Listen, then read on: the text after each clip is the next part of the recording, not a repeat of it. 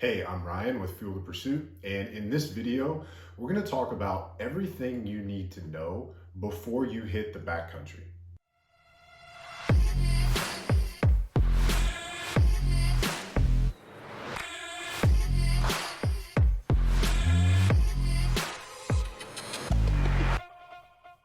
All right, backcountry basics. If you've never been in the backcountry before, this is what you need to know before you leave the trailhead, before you get off the beaten path, whatever you want to call it, right? Um, First of all, if you've never done it, I guess the number one thing is to focus on just being able to get back and do it again, right? So survival. That's a big component here that is often overlooked. You know, we think about like how long is a hike, or can we go chase animals, or whatever the reason is that you're going out there. If it's to find fresh powder that nobody has skied or snowboarded, if you're looking for a rock that you want to climb that most people haven't seen, whatever it is, right? Whatever the reason, we have to remember that survival, like general fieldcraft, is of the utmost importance. So knowing how to take care of yourself, can you make shelter? Can you make fire? Can you find water? Can you find food? Do you have those things with you? Those are real considerations that must be a part of the planning and strategy before you head out there. Have some kind of communication system, and a cell phone doesn't count, right? So if you lose service, what are you going to do? A Garmin InReach or some other type of satellite communication device that can help. Make sure that family members know where you're going to be, how long you're going to be there, when to expect to hear from you, or when to expect to have you back. So that general kind of survival and fieldcraft would be first and foremost. We want to make sure that we stay alive, avoid catastrophe. The second thing is going to be kind of on that catastrophe side. Are you prepared for the unknown or the unwanted, right? Do you have a tourniquet? Do you have a medical kit? If somebody or you has a fall and you need to stabilize a leg or an ankle, if you need to stop bleeding, do you have these things in your med kit? Do you have a plan? Do you know how to treat them? Because if you don't have cell phone service and you're 10 miles or 5 miles away from the trailhead, it's going to be a while before anybody can get to you, even if you can call for help. A hospital might be 2 or 3 hours away by the time you call for help. Somebody comes in with a helicopter and gets you, right? So you really have to know how to make sure you can stay alive. Can't stress that enough. The next thing is, the backcountry is so much bigger than we expect. When we're on Google Earth or OnX Maps or Go Hunt, any of these Gaia GPS, these online platforms that allow us to scout and plan these amazing adventures, when you're looking at a computer screen, even in 3D, it's really hard to get the scale and the scope of the size of things. You see, like, all right, we're going to gain 1,000 feet of elevation here, and then you get out and you look at the thing and you're like, holy shit, like, that's a lot bigger than I thought it was going to be. And being prepared for 5 to 20 mile days, and crazy elevation changes, and deadfall, and if you're hunting, you're going to be off the trail. And so this is kind of rolling right into the next tip, and that would be to train off trail. If you're never going to leave the trail, like if you're just trail running or through hiking, or some kind of a hike where the route is planned, if it's an ultra marathon and it's all on a trail, whatever it is, if you don't have to get off trail, don't worry about it. But if you're going to be off trail, if you're hunting or specifically trying to get away from that beaten path, get used to side hilling and uneven terrain, and stepping over deadfall and navigating through buckbrush or scrub oak, as they call it in Colorado. That's a big part of being prepared for it, so that you can minimize the amount of suck, and so that you're physically and mentally prepared for it. Train with a pack. Get used to carrying load on your back, whether it's going to be 20, 30, 40 pounds. This isn't the time to get caught up in social media. Oh, I'm rucking with a 90-pound pack. Like, if you're only going to carry 15 pounds because you're an ultralight through hiker, then just get used to carrying 15, 20, maybe 25 pounds, right? Carry a little bit heavier in training than what you're going to do in the real thing. But if you're only carrying 15 pounds, you don't need to train with, 70 or 80 or 90-pound packs, right? Now, if you're hunting and you've got to be able to pack out, a moose or an elk or even a mule deer, a bear, whatever it is, and that pack out's going to be 60, 80, 110 pounds, whatever it is, then you need to make sure that not only your pack can support that kind of a load, but that you know how to use it and that you are prepared for that as well.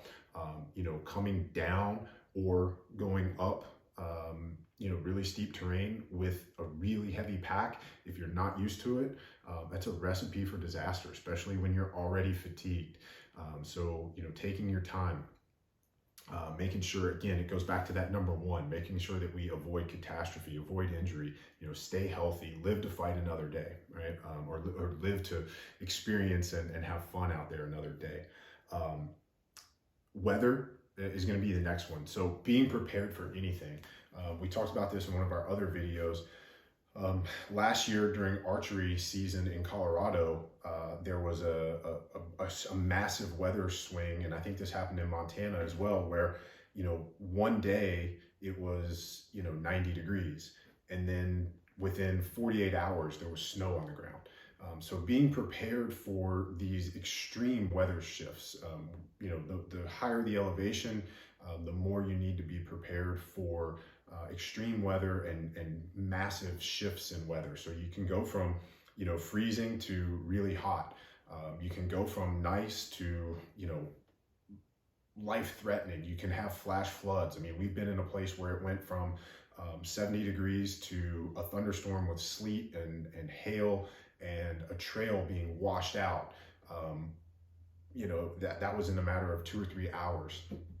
When we started to hike, this was in Montana last year. We started to hike, it was 65 and sunny. We're wearing t-shirts, it was great.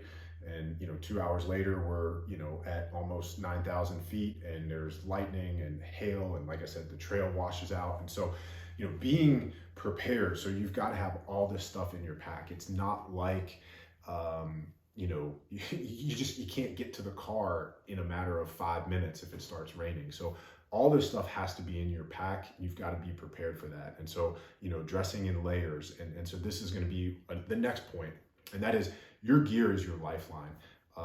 And layering is essential for being in the backcountry and being out, when you're exerting effort, when you're moving. If you've got a pack on your back, it's going to hold heat. You're going to get hotter. You're going to sweat more than if you don't have a pack on your back. And when we're moving, even if it's cold outside, when we're moving, our body's going to be generating heat. We're going to be sweating. Our clothes are going to get wet. So cotton, if you've never been, outdoors or backcountry stuff, you want to avoid cotton at all costs. You either want a merino, wool base layer, or some kind of a synthetic that is designed to wick moisture. We want to get that moisture off of our body, out, and we want to keep that layer dry. So technical gear that is designed for those types of purposes is crucial. We're not going to get into all of it here on this video. I think every topic that we're bringing up here could be its own video, and I think if there's something that you want us to expand on, let us know down in the comments below. Some of these we will turn into separate videos and go deeper on all these, but just understanding that gear is your lifeline. You don't have to drop $5,000 or $10,000 to get outfitted for a trip, but you do need to make sure that you have lightweight, packable gear that is designed for these types of activities, to keep you dry, to get that moisture off of you if you do sweat.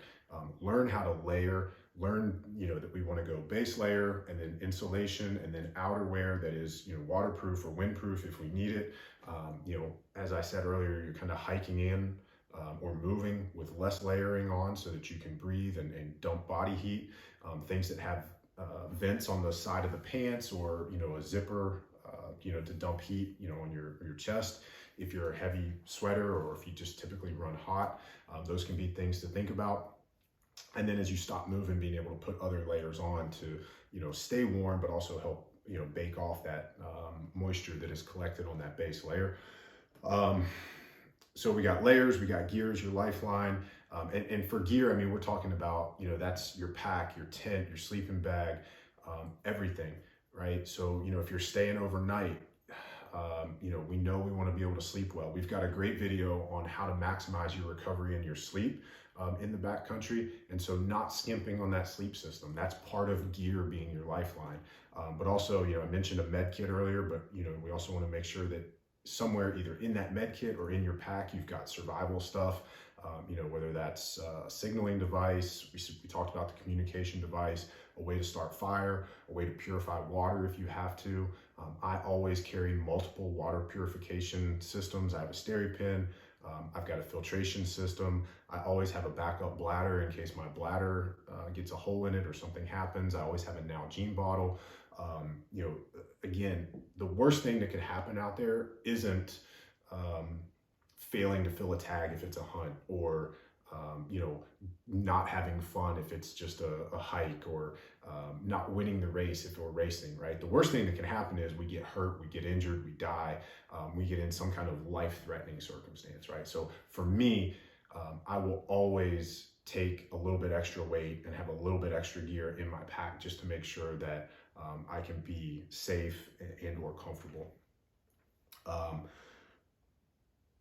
Talks about communication devices, but I think another big part is navigation, right? So understanding, that you're going to have, a lot of times we use our phones now. And so, making sure that you have a power source to, either recharge or keep your phone charged, especially if you're using it for both mapping and communication.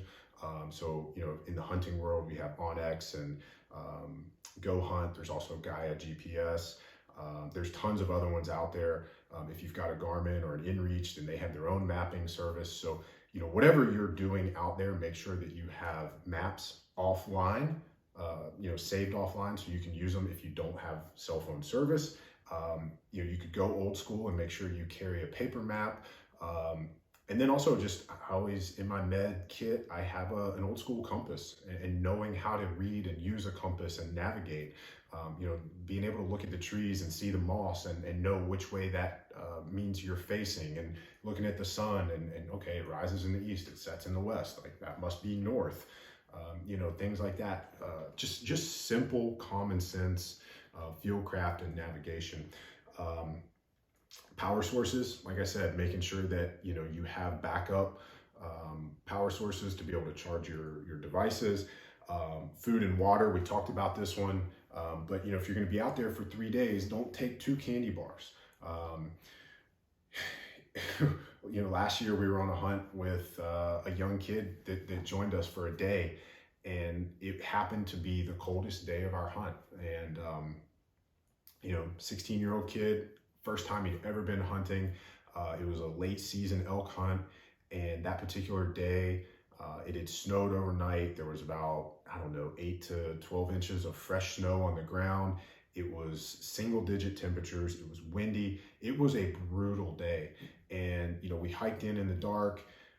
It was probably a good 2.5 hour hike. We covered a couple of miles, gained quite a bit of elevation. We get to where we're going to kind of set up and hunt, early, first light. And, everybody's kind of, putting layers on and kind of getting situated, maybe getting a snack, drinking some water. And, we look over and we ask this guy, what do you have for the day? And, all he had was, he has a sleeve of saltine crackers, and that's it. But, he had no water. Now, granted, and I guess fortunately for us and for him, we had all that fresh snow. So we were able to, we had an extra Nalgene bottle. We immediately packed it with snow and showed him how we could do that and melt the snow and get him some water. One guy did have a jet boil, so we were able to, immediately, put some snow in there and melt that down and get him something to drink. But, had he not been with us, what would he have done, right? And so it was a great teachable moment to get to teach him, some survival and some fieldcraft skills. But you just can't go out there into the backcountry, especially if you're by yourself, without thinking through these things, without being prepared. So food and water is going to be huge on a trip. any trip I go on, if it's 8 days, I'll take 9 or 10 days worth of food. If it's 3 days, I'm going to take 5 or 6 days worth of food, because you just never know. And like I said earlier, I have redundancy protocols for water purification. I have all the things I mentioned, but I also have water purification tablets just in case. So again, it's about surviving. And I think that's the theme here for this video, is that, if you've never been in the backcountry, if you've never done overnights, if you've never done these extended stays, just understanding that you and you alone are responsible for your safety, your livelihood, your survival. And if you've never done that, if you've never been in that situation, it's very different. And I think it's one of the reasons that so many of us are drawn to it. It's a way to escape or get away from some of the comforts and the securities and maybe the softness that we feel like has kind of crept into our daily lives, and we feel called to pursue those adventures. But again, if you've never done it, you really have to think through these things. And so maybe start with just going overnight in your backyard in a tent, right? Learning how to just sleep through the night and say, okay, well, man, I forgot to do this, or I forgot this thing. Well, you can just run back in the house, and then the next time, you can go to a state park that's a little bit further away, and even if it's not necessarily the backcountry, you're easing into this thing, and you're doing it in a way that if you make mistakes or if you forget things, you're not putting yourself in a life-threatening situation, right? So ease into this. I mentioned gear being your lifeline, so I think shelter is going to fall into that, and shelter is the next thing. So, if you're staying out overnight, having a good tent and a shelter that you've thought through, like, is this thing, if it's late season, meaning like November, December, January, don't go out there with an ultralight backpacking, 2-season tent, right? You need something that can stand up to, wind and snow and rain, something that can keep you dry and warm if the conditions are nasty and potentially life-threatening. And so knowing how to build a fire, having fire starter materials, all these things are paramount and crucial. Can't stress that enough. So I think this video is kind of long enough as it is. We're going to wrap it up here. Like I said, a couple of these, I think layering, gear, maybe mapping stuff. We'll make some separate videos on all of those and tell you some of our favorites and some of our ways to do those. But if there's something else that you want us to expand on and make a video, let us know in the comments down below. If there's another backcountry basic, thing that somebody has to know that we forgot or we left off, I'm sure we have, let us know down in the comments below. As always, click that like button. That's going to help us, but it's also going to help you teach YouTube what you want to see so that their algorithms can show you more of what you actually care about. And of course, subscribe to the channel, click the notification bell so you get an alert every time we put out a new video. And that's it. Thanks for watching.